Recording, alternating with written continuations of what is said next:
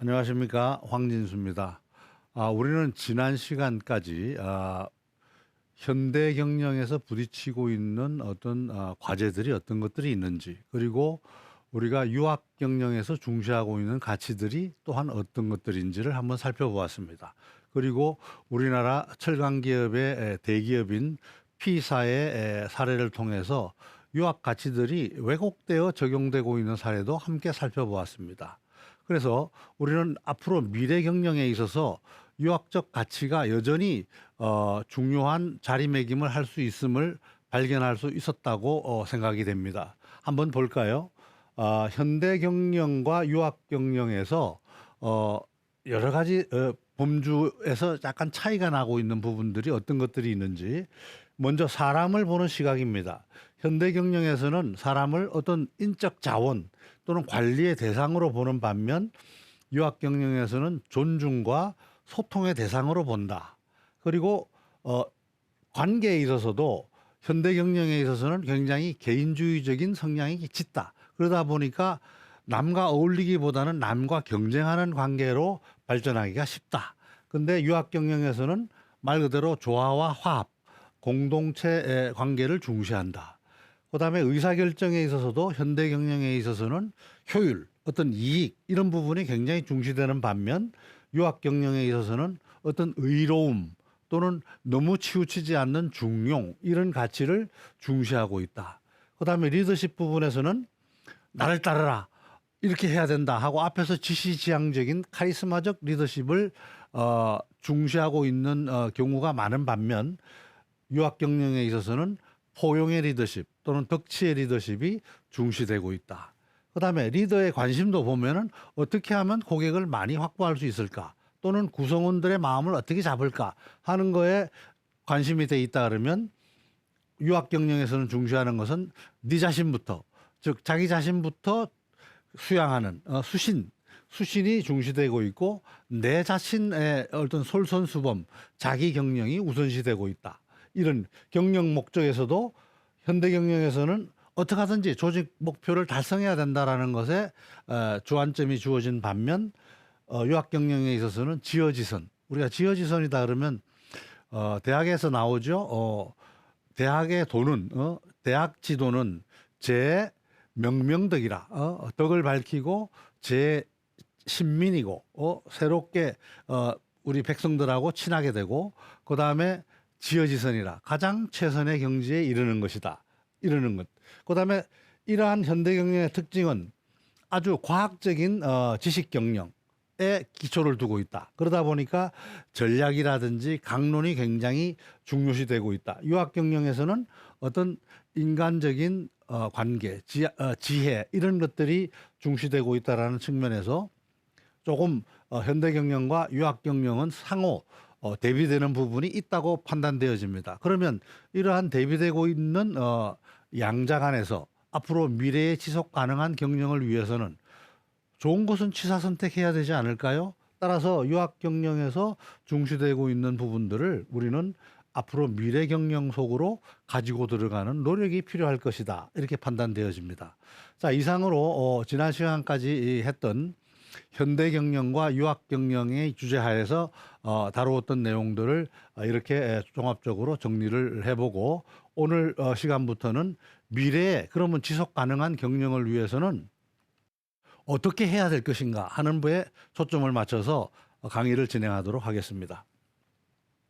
미래의 핵심 가치, 미래의 지속 가능한 경영을 이루기 위해서는 어떤 경영 철학을 가지고 가야 될 것이냐 하는 것이 주제가 되겠습니다. 먼저 우리는 2500년 전에 공자가 등장하면서 그 당시에 암울했던 시기를 공자는 어떻게 진단을 했고, 그 다음에 그러한 암울한 시기를 탈피해서 앞으로 미래로 나아가기 위해서는 어떤 해안을 가져야 되는지, 무엇이 필요한지를 어떻게 설명했는지를 한번 먼저 살펴보는 시간을 가지도록 하겠습니다. 자, 공자는 여러분들 다 아시다시피 기원전 551년, 그러니까 지금부터 한 2500년 전이죠. 거기에서 이게 치프, 곡부, 곡부에서 태어났습니다. 산동성에 있죠, 지금. 중국에서 보면 우리나라를 향해서 툭 튀어나와 있는 그 부분이 산동성이 되겠습니다. 그 곡부 추업에서 태어났어요. 아버지는 숭양흐리라는 사람이고 어머니는 안징제라는 분인데, 아버지는 이 옛날 조상들이 송나라 때 어떤 사대부 집안이었다 그럽니다. 그러다가 송나라에서 정치적인 핍박을 받고 노나라로 도피해 오면서 일종의 몰락한 귀족 가문 출신이었다고 해요. 그래서 숭양을 아버지는 그 당시 노나라에서 군인이었습니다. 그런데 이 공자는 우리 그 사마천이 쓴 사기에 공자세가라는 편이 있는데, 거기에 내용 중에 보면 공자가 어떻게 태어났는지에 대해서 보면 이 숭양홀이 거의 70세에 가까웠고, 안징제는 뭐 16, 그러니까 20세 미만이었죠. 20세 16이라고도 하는데요. 이때 야합에 의해서 태어났다. 이 야합이라 그래요. 그 야합이라는 것은 들야자죠. 그죠?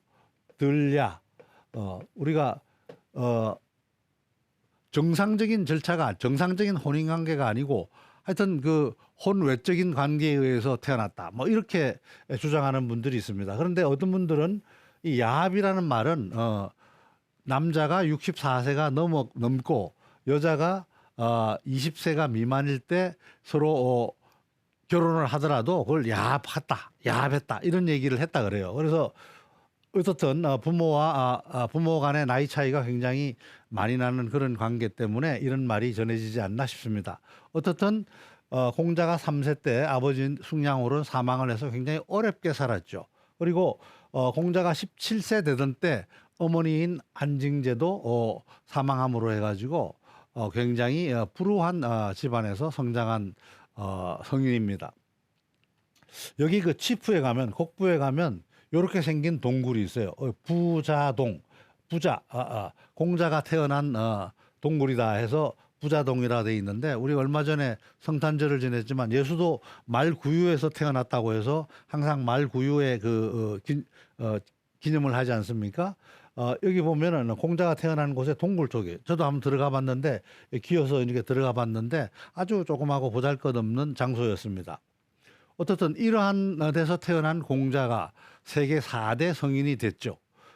그 당시 공자는 어디에 뜻을 두었느냐 그러면 배움의 뜻을 두었습니다. 그래서 공자가 한 얘기 중에 보면 나는 15세가 되어 학문의 뜻을 두고, 그죠? 학문의 뜻을 두고 30이 되어 자립할 수 있었다 하는 말이 나오죠. 여기 보면 나는 10하고도 5, 그러니까 15세란 얘기죠. 16에 15살에 지우학, 뜻지자, 우자는 어디에 이런 뜻이니까 학문의 뜻을 두었다 이런 얘기죠. 그리고 30이 되자 입이라는 건 쓴다는 거죠. 스스로 쓸 수 있었다. 다시 얘기하면 학문 도야를 통해 가지고 15살에 학문의 뜻을 두었고 30에 설 수 있었다 하니까 어떻게 됩니까? 한 15년 정도 그 공부를 하고 스스로 이제 깨우쳐서 가르칠 수 있는 위치에 섰다 이런 얘기가 되죠. 우리가 보통 초등학교 6년, 중고등학교 6년, 대학 4년 하면 우리는 한 16년 정도를 정규 교육을 받고 있는 셈이죠. 그 당시 이때도 보면 공자도 스스로 한 15년 정도 공부를 하고 일어섰다고 얘기합니다. 우리가 이 말은 굉장히 많이 나오죠. 그래서 30을 이립이라 그럽니다. 이립, 스스로 쓸 수 있다. 그다음에 40을 뭐라 그럽니까? 40을 우리가 다 공자가 하신 말씀에서 나온 거예요. 불혹이라는 거는 혹하지 않는다. 어디에 남의 말에, 이게 잘못된 말에 끌려서 거기에 끌려 들어가지 않는다 이런 의미죠. 중심을 잡는다. 50은 뭘까요? 50은 안다 이런 얘기죠. 뭘 알아? 천명을 안다. 천명이에요. 50이 나이 되면, 이제 50쯤 되면 이제 하늘의 뜻이 뭐구나, 진리가 무엇이구나, 올바른 도가 무엇이구나 이런 것을 안다는 얘기죠. 그 다음에 60은 뭡니까? 이순이에요. 귀자예요. 귀. 귀순. 귀가 순하다 이거야. 그 나쁜 말은 그냥 흘려들어. 그리고 좋은 말만 들어와. 이렇게 이제 어떤 경지에 도달하는 거죠. 그 공자가 73세에 돌아가셨어요. 그런데 73세에 돌아가니까 공자는 70대까지밖에 못 살았죠. 그래서 공자는 70을 뭐라고 했냐 그러면 종심소욕 불류구라고 얘기했어요. 종 어디를 따른다 이런 얘기예요. 종심 뭐를 따르느냐. 심 마음을 따른다. 종심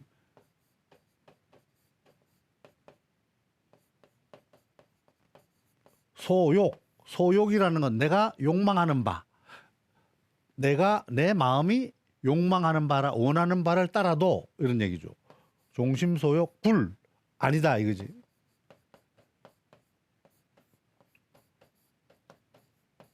유 이거는 담을 넘다 뛰어넘는다. 불유 뛰어넘지 않는다. 뭐를 구 이거 구자라는 건 곱자 잘하는 뜻이에요. 어떤 척도 규범 법 질서 또는 도리 이런 뜻이에요. 그러니까 불유구 어디 도리를 뛰어넘지 않는다 이런 말을 아주 중요한 말을 남겼죠.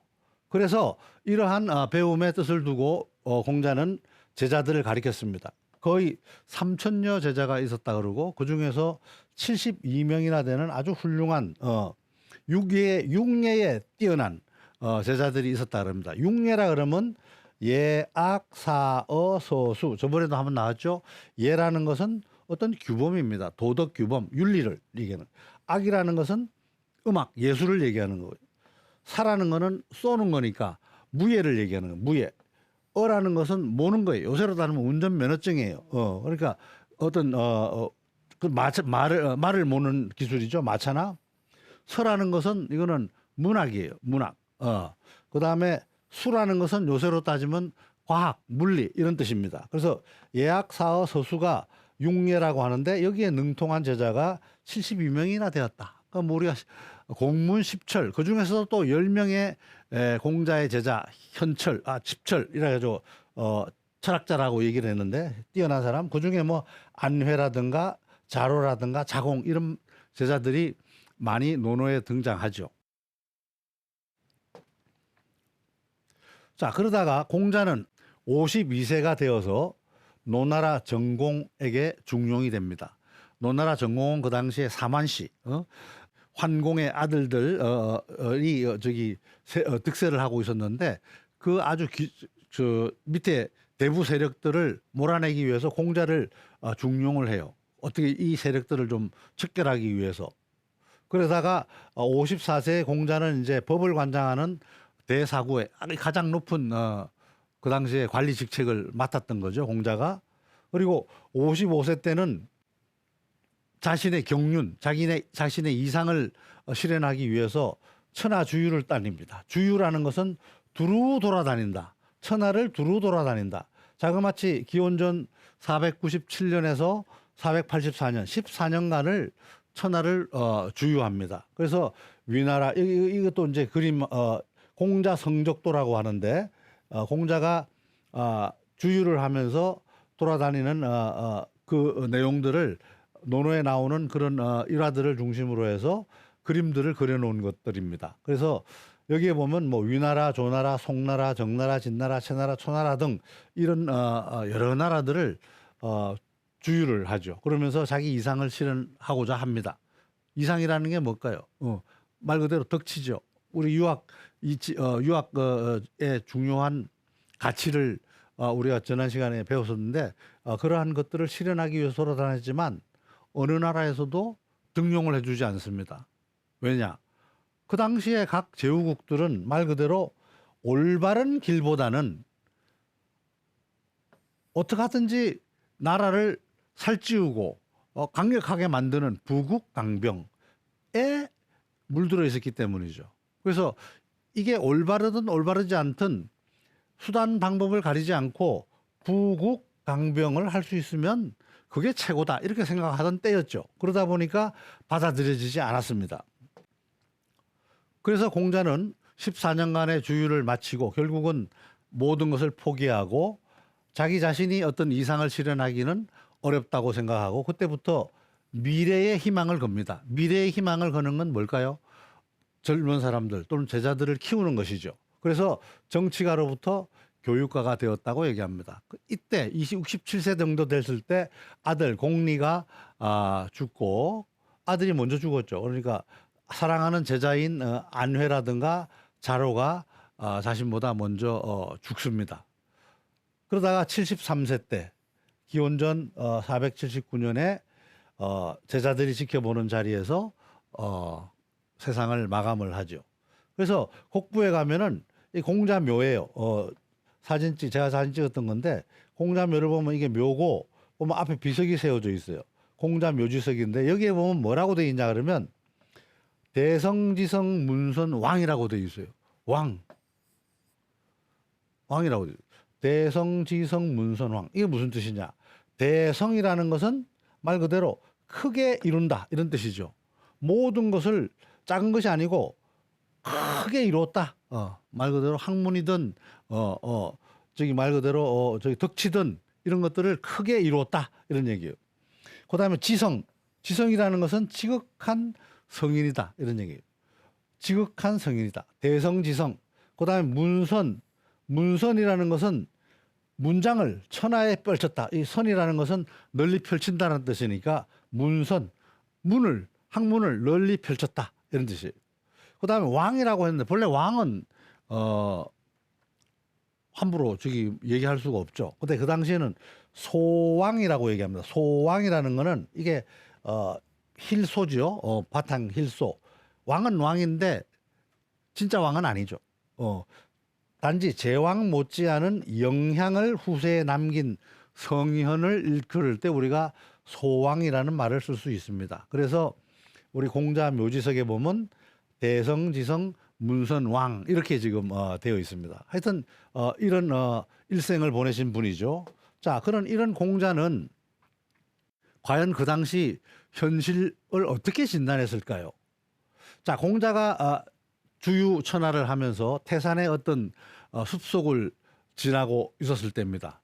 그때 한 여인이 이 그림에 나옵니다만은 무덤 앞에서 굉장히 통곡을 하고 있었어요. 그래서 공자가 하도 애달게 울기에 까닭을 물습니다. 그러니까 여인은 저희 시아버지가 여기에서 돌아가셨는데 호랑이에 물려서 돌아가셨는데 얼마 전에 남편하고 자식마저 호랑이에 물려서 죽었습니다. 그래서 하도 슬퍼서 웁니다. 이렇게 합니다. 공자가 그러면 여기 이렇게 깊은 산중에서 살지 마시고 마을에 가서 살면 될 거 아닙니까? 이렇게 얘기를 하죠. 그랬더니 거기에 대한 답변이 마을의 정치는 호랑이보다 더 무섭기 때문에 이곳에서 살고 있습니다. 이렇게 얘기를 합니다. 그래서 공자는 뒤에 있던 문화생들, 제자들을 보고 얘기하기를 자, 단단히 기억해둬라 하면서 세상에 잘못된 정치가 잘못되면 이건 호랑이보다도 더 무섭다는 것을 반드시 기억해둬라 이렇게 얘기를 합니다.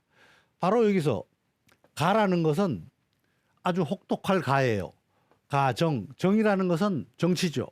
혹독한 정치는 가정, 혹독한 정치는 맹이라는 것은 우리가 맹수 이런 얘기를 하죠. 무섭다, 굉장히 가혹하다 이런 가혹한 정치는 굉장히 무섭다.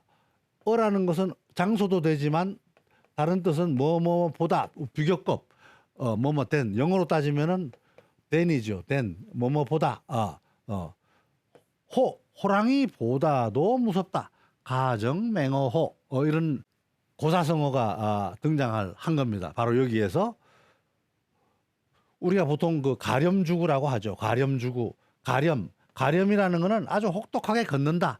주구라는 것은 칼로 베듯이 가혹하게 걷어들인다. 이런 얘기. 아주 폭정을 얘기할 때 우리 가렴주구라는 말을 씁니다.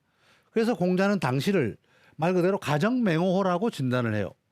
폭력과 광기의 시대로 그 당시를 진단을 합니다. 그러면서 느끼는 건 과연 이게 인간이라는 것은 무엇이냐. 과연 인간이 이러한 폭력과 광기의 시대를 어떻게 살아갈 수 있는가. 과연 저렇게 만드는 인간이 과연 어떠한 인간들인가. 이렇게 근본적인 질문을 던져요.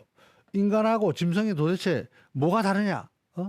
인간이 되기 위해서는 어떻게 해야 되는 것이냐? 뭐 이런 것들에 대해서 말 그대로 몰입해서 공부하게 되는 거죠. 그래서 그 훌륭한 우리가 말들이 나오게 되고 논어라는 것도 등장하게 되는 거죠. 이 미생묘라는 분이 계셨습니다. 논어에도 나오는데 공자보다 나이가 많고 지위가 높았던 분 같아요. 왜냐 그러면 공자의 이름이 구인데 구라고 이름을 막 부르는 거 보면 공자보다는 지위가 높았던 분 같아요.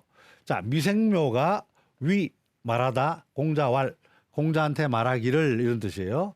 미생묘가 공자한테 말하기를, 구는, 자, 구야 너는 하위 뭐 한다고, 뭐뭐시다.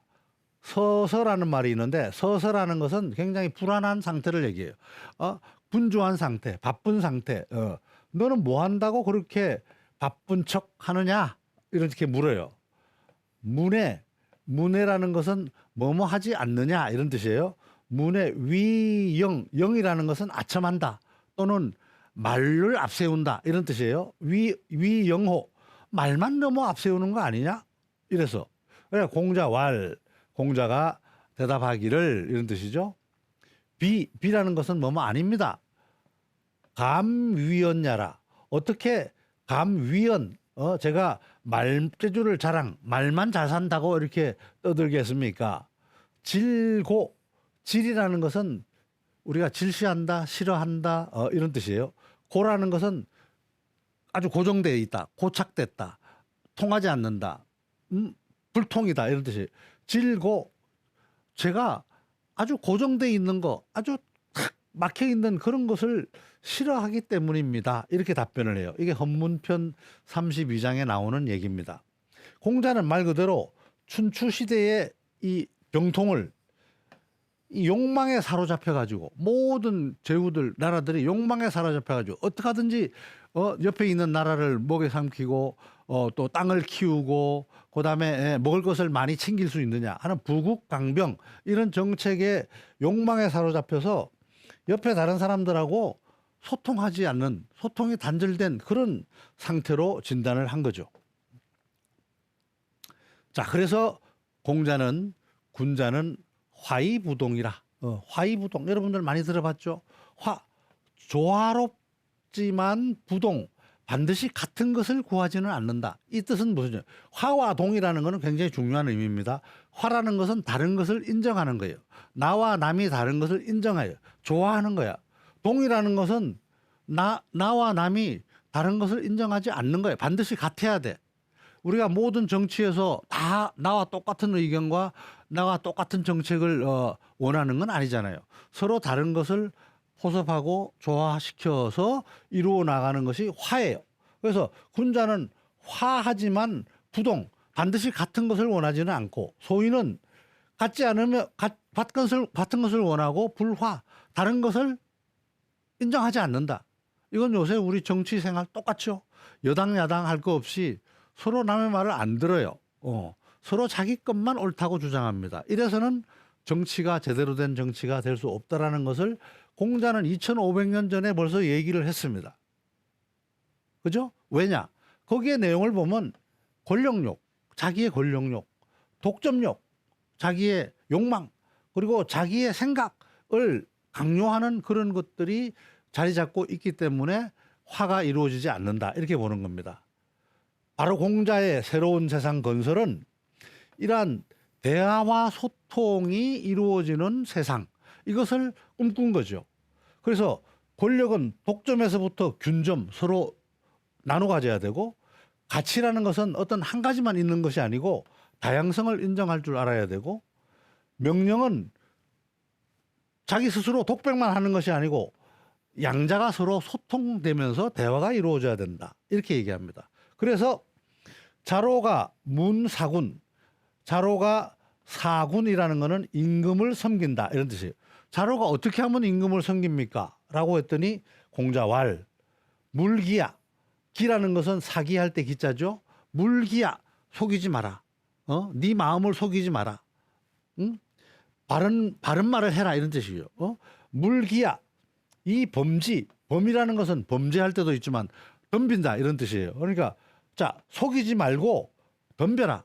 윗사람한테 임금이라고 해서 임금이 한 말이 지당하십니다. 항상 이렇게만 얘기하지 말고 그 말이 잘못됐으면 네 본래 마음 올바르다고 네가 생각하다가 올바르다고 생각하는 것을 말하고 범지 그 임금한테도 그래서는 아니되옵니다 라고 그것은 이러는 측면에서 옳지 않습니다 라고 얘기를 해라 이렇게 얘기를 합니다. 공자는 대단하죠.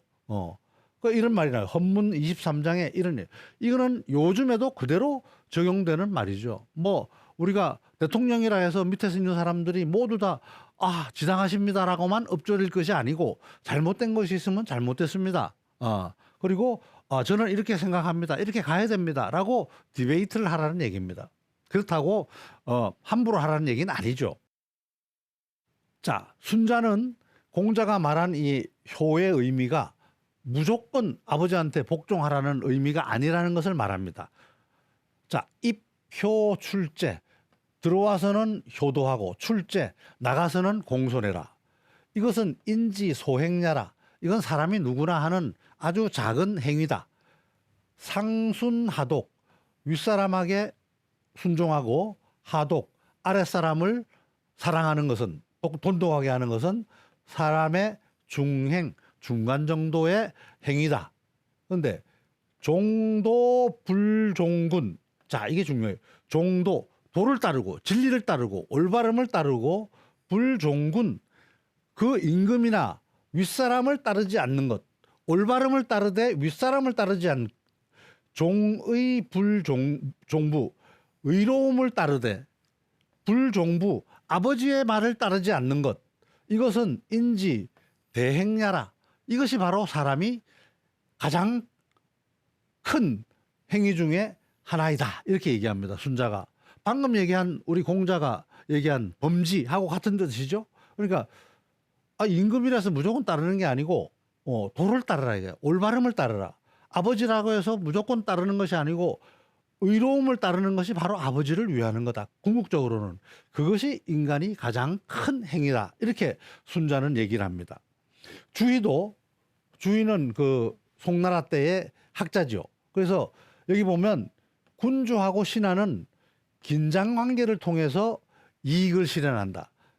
서로 이 똑같은 가치와 정책만을 생각하는 것이 아니고 서로 다르면서 보완해 주는 그것이 바로 상반이 상성.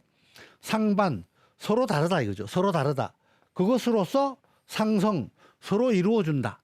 상반이 상성 다른 거로서 서로 잘되게 이루어진다. 이것이 바로 군주와 신하 간의 관계다. 우리가 상사와 부하 간의 관계도 이렇게 돼야 되고 무조건 복종하는 게 아니고 서로 다른 것을 가지고 조화롭게 해서 서로 다 잘되게 이루어진다. 이런 거예요. 그게 바로 이 화의부동의 화의 실천적인 의미다. 이런 의미가 되겠습니다. 자, 오늘 공자의 이상향에 대해서 좀 살펴봤는데 다음 시간에 계속해서 진행하도록 하겠습니다. 감사합니다.